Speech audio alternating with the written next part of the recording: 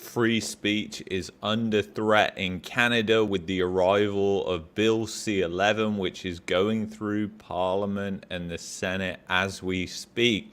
So this is an absolute disaster for free speech. And on the world stage, other countries should look at Canada and be seriously concerned about what is happening in this country.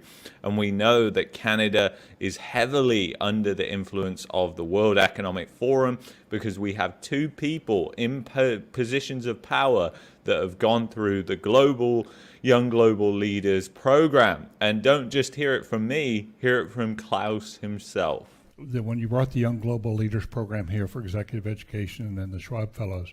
But there are two countries in the world now in which the Young Global Leaders have emerged.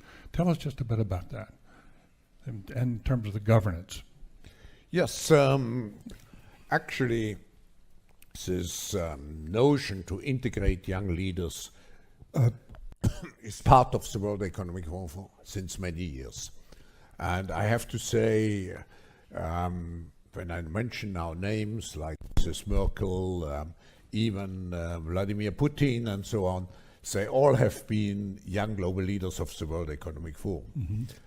But what we are very proud of now, the young generation, like Prime Minister Trudeau, President of Argentina and so on, that we penetrate the cabinets.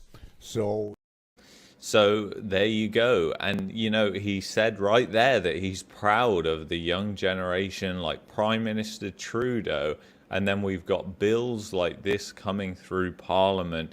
And it's been trying to get through Parliament for a number of years now. It's faced a lot of opposition in both the Senate and the House of Commons. I don't like to get political on this channel, but in this case, it's very important. And those of you that have followed the channel for a long time know that freedom and liberty are things that I find are crucial. They are the foundation to any society and incredibly, immensely important to myself. So let's see what's going on. Let's go to the propaganda. CBC. Bill C-11 passed the Senate with amendments. What could it mean for content creators? Now, this is an older article. It came out in February 2023, so over a month ago, and now they're trying to ram it through Parliament as we speak. As a bill aimed at promoting Canadian content on digital platforms reappears before the House of Commons, some worry about how it could affect digital content creation. It is potentially regulating people's individual expression if we don't very carefully safeguard it to make sure that doesn't happen, said Matt Hatfield, campaigns director for internet advocacy group Open Media. So, you know, I think there is so much risk with a bill like this that even though on the face of it, it doesn't actually sound so bad, but when you really think about it, it's the extra powers that you are then handing over to the government. So at some time in the future, if there's something that they don't like, if there's some group of voices on YouTube saying things that they don't like, they can come in there and say, no, we don't want that. You need to push these creators to the forefront because they're on the approved list of what we want people to be able to see. And it's really, really scary that this type of thing is happening in a G7 and a G20 country even. I just find it absolutely crazy that there isn't that much opposition to this in terms of on the general public stage. And I think it's because there's a lack of understanding of what's really going on here. And especially when people like the CBC explain it, it almost seems like it's a nothing burger. So let's see what they're saying. This legislation, known as Bill C-11, proposes an amendment to the Broadcasting Act, which saw its last major reform in 1991. It aims to regulate digital streaming platforms such as Netflix, YouTube, and Spotify in the same way as broadcasters by requiring them to create a certain percentage of Canadian content and make make it accessible to Canadian users. I mean, that is just absolutely hilarious, isn't it? And stupid too. I mean, why should, just because you're a Canadian content creator, why do you have to make videos about Canadian content? I mean, you don't have to do that. You could be making any sort of videos, right? They could be how-to videos, how to fix your car, and your primary audience is in the US or in Germany or wherever all over the world, right? And your audience in Canada is very, very tiny. And then you're essentially now going to have to create Canadian content. I mean, there's a lot that just isn't clear and sounds ridiculous in this article. And once again, it's just the government wading in and trying to control everything. It's just more authoritarianism, and it's just not a good thing, in my opinion. I think it's absolutely terrible. And this likely will go through. So it aims to, we already went through that. It was introduced by then Heritage Minister Stephen, whatever his name is, in 2020, but it failed to pass the Senate before Parliament was dissolved in the 2021 federal election. So again, it didn't get passed in 2020, but here it is again. They're just determined to get this bill through. They really want it to get through. So I think that is dangerous in itself. Why do they want it to go through so badly? I don't think it's going to be good. So the Senate recently passed the bill with dozens of amendments to its text, including an amendment to its language around user-generated content. The House of Commons hasn't reviewed the changes. I think they have now, and they're ramming it through because this is a month old, as we said. And then it says the bottom line here, another significant concern for some Canadian content creators have with Bill C-11 is the effect it will have on their content being seen.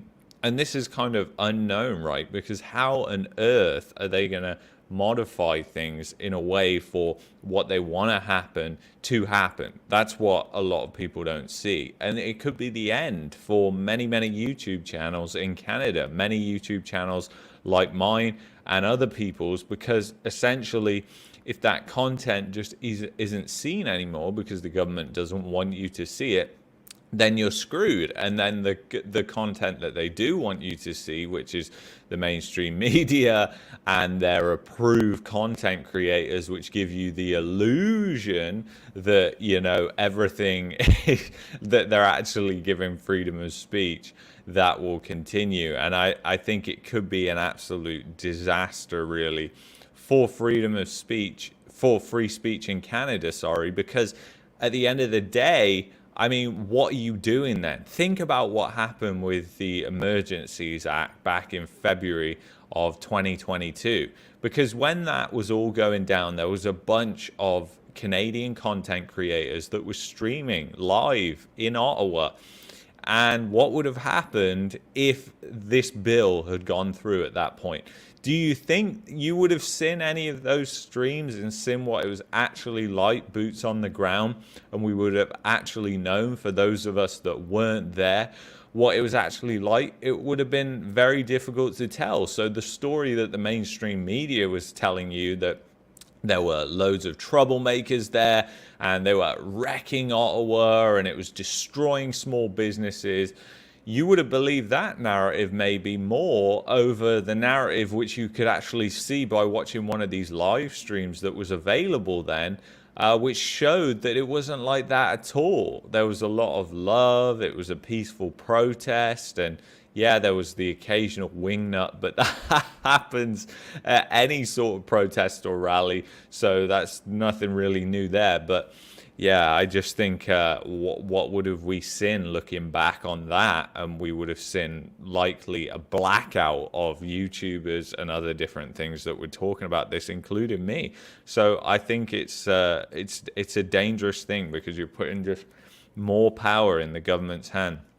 So says here, Ian Scott, chair of the CRTC, that's basically a regulatory body for media in Canada, says Bill C-11 will not result in the policing of user-generated content or the mandating of a specific algorithm. And of course, I mean, we wouldn't expect anything less from the chair of the CRTC. The CRTC's objective is to ensure that Canadians are made aware of Canadian content and that they can find it. It is not about manipulating algorithms, even though that's what it will do. He told it in a Senate committee.